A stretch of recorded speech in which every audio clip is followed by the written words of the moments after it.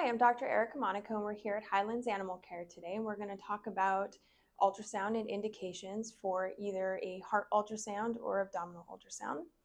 So the first question that people ask is, so what are you looking for when we're doing an ultrasound, or what is that helping us to see? And the thing with ultrasound is it allows us to look at organs and looking at the architecture and through all the layers of that organ. And so like here on this heart ultrasound that we have here, we can actually see the left atrium here. We can see the valves that are flapping here, and the wall.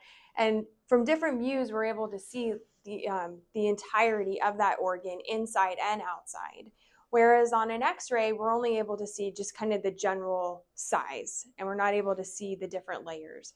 So with heart, we're actually looking for whether or not that there is abnormal blood flow across a valve, if the walls are too thin or too thick, or if what the chamber sizes are. And we're able to get a lot of details from the ultrasound that we can't get from x-rays.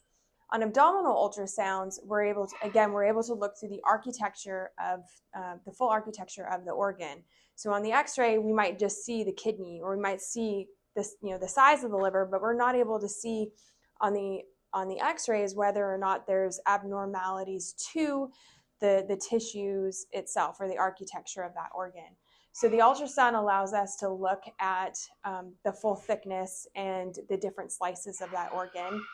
It also allows us to look at the layering of the intestinal walls, so we can see if there's any abnormal layering, which on x-ray, again, we're only able to see whether or not there's gas really in the intestines. We can't see anything on an x-ray about the thickness of the wall. So when we're doing ultrasound, it's giving us more details about the specific organ tissues that we're looking at, whether they're thickened, whether there's a small mass on there, whether there is an abnormal, like if there's like intestines, we can see whether or not if there's indications like of an obstruction.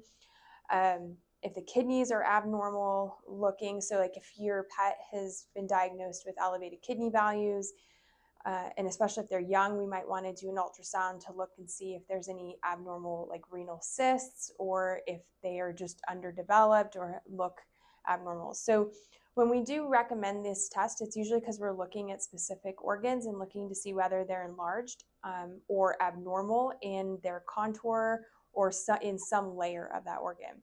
Abdominal ultrasounds do need to be fasted because that stomach, when it gets filled with food, it obscures the ability to see the liver very well. And so we do need the abdominal ultrasounds to be fasted. The cardiac ultrasounds do not need to be fasted, so they can go ahead and eat their breakfast before they come in. On the abdominal ultrasounds, they lay on their back in a trough. And on the cardiac ones, they lay on a table that has a hole under it. Then we just do the ultrasound from basically underneath that table. So those are some of the things that we're looking for on ultrasound, and things that we might be looking to try to help get a better clinical picture about what's going on with your pet.